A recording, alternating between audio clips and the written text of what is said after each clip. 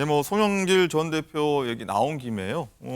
내년 총선에 비례정당으로 출마하는 방안을 고심 중이라면서 조국 전 장관하고 이제 연대 가능성을 좀 시사했는데 이렇게 되면 민주당 입장에서는 조금 이제 셈법이랄까요? 좀 복잡해질 것 같아요. 그러니까 뭐 지지층을 나눠 갖게 되는 거 아니냐. 그래서 사실상 굉장히 치열하게 될 것으로 예상되는 선거에서 오히려 민주당 표가 분열되는 것 아니냐 이런 우려가 일각에서는 있는 것 같아요. 네. 그래서 뭐 일부 인사들은 좀 만나서 얘기도 들어보고 싶다 또는 연대할 필요가 있지 않겠냐 외연 확장에 도움이 될 것이다 여러 가지 이제 어떻게 보면 뭐 자매 정당 형식까지도 뭐 호사가들은 좀 얘기를 하고 있다라고 제가 들었는데 하지만 저는 이 부분에 있어서 민주당의 입장이 좀 명확해야 한다라고 생각을 합니다. 조국 전 장관이나 송영길 전 대표가 뭔가 당을 만들겠다고 나서고 거기서 민주당에게 뭔가 손길을 내밀었을 때 민주당은 저는 거기에 대해서 단호하게 선을 그어야 된다고 보거든요. 저는 외연 확장에 도움이 되는 행보가 아니라고 생각하고 결국 다음 총선은 누가 더 기득권을 내렸느냐, 누가 더 변화하고 반성하느냐 이 부분이 핵심이 될 것으로 누가 봐도 자명한 상황이기 때문에 굳이 저희가 리스크를 감수하면서까지 외연 확장이 될 것이다라는 낙관적인 전망을 가지고 사실상 아직 법적으로 소명되지도 않고 해소되지 않은 의혹을 가진 분들과 손을 잡는 것은 좀 부적절한 행보다 이렇게 생각하고 있습니다. 또 뭐 조추송이라고 하죠. 조국 전 장관, 뭐 추미애 전 장관, 송일 전 대표 조추송이라고 하는데 이들 모두 이제 총선 출마를 이제 거의 기정사실을 하는 것 같아요. 맞습니다. 좀 민주당이 사실 예전 일로 인해서 좀 이들하고 좀 거리두기 해왔지 않습니까? 좀 난감해질 것 같아요. 그러니까 지금 이 상황에서 거리두기를 해왔는데 갑자기 손을 잡는 게 더 이상하거든요. 저는 일관성 있게 그리고 저희의 원칙과 철학을 가지고 나아가야 된다라고 생각을 해서 조추송과 연대하는 일은 없어야 된다라고 단호하게 반대하고 싶습니다. 그렇군요. 알겠습니다. 또 신당 얘기 나오고 있는 와중에요. 민주당 이원욱 의원 등 이제 좀 비명계 탈당설이 좀 나왔습니다. 12월 중하순 뭐 시한까지 나왔는데 오늘 이원욱 의원 같은 경우에는 탈당 논의 해본 적 없다고 하는데 왜 그런 말이 나온 건지 일단 김영태 최고부터 한번 얘기해 여야 볼까요? 모두 지금 죄송합니다. 여야 모두 내년 총선이 임박하면서 물밑에서 이 공천에 대해서 힘겨루기가 장난이 아닌 것 같습니다. 야당도 아마 지금 언론이나 이제 풍문으로 듣기로 이 비명계 의원들이 이재명 대표에게 뭐 지분을 요구했다.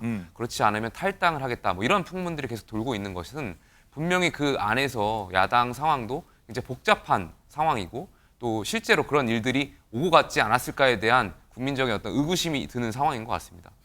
비명계들도 지금 결과적으로 이재명 대표를 향해서 이재명 대표가 가질 수 있는 권력이라는 것이 공천권밖에 없거든요. 야당 대표로서 여당과 다르기 때문에 그 권한을 비명계가 좀 나눠 갖고자 아마 이것을 압박하기 위해서 일부러 풍문을 흘릴 수도 있는 것이고요. 이게 뭐 작전, 어떤 전략상 그런 계략일 수도 있을 것 같아서 조금 더 지켜봐야 될 것 같습니다. 박성민 최고는 어떻게 보십니까? 일단은 뭐 이른바 비명계의 연대는 분명히 있는 것이 확실한데 각자가 가고자 하는 방향은 다 좀 다른 것 같아요. 예를 들면 어떤 분들은 만약에 말이 통하지 않는다면 그러니까 본인들이 주장하는 변화가 받아들여지지 않는다면 탈당까지도 본인은 하겠다라고 생각하는 인사도 그 안에 있는 거고 다른 분들은 아니다. 나는 계속 당에 남아서 당의 변화를 당 안에서 만들어 볼 거다. 이렇게 생각하는 분들이 사실상 나눠져 있고 큰 방향성, 그러니까 민주당이 변화해야 된다라는 공감대는 있지만 그 세부적인 방향성에 있어서는 확실히 이견이 존재하는 상황이기 때문에 이 부분 역시도 비명계의 과제가 아니겠느냐 이렇게 생각을 하고 있습니다.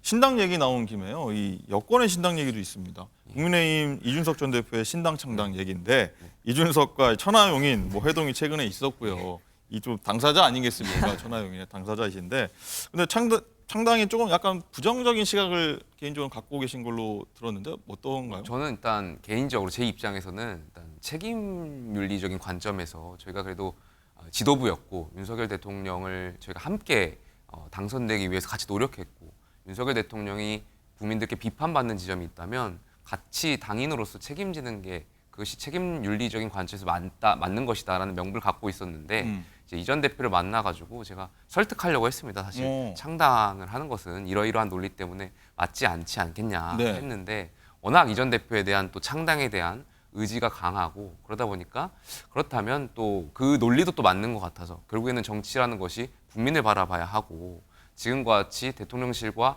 당이 변화에 대한 어떤 모멘텀이 없을 때는 어떻게 할 것인가 여기에 대해서 정치인으로서 책임 있는 정치인으로서 어떻게 대응해 나갈 것인가에 대한 논쟁을 주고 받았는데요. 네. 그래서 그 자리를 통해 가지고 뭐 탈당, 뭐 창당에 대해서 완전히 부정적으로만 보진 않겠다. 열린 다 백지 상태에서 종합적으로 보고 신중히 고민하겠다 이런 의견을 좀 나눴습니다.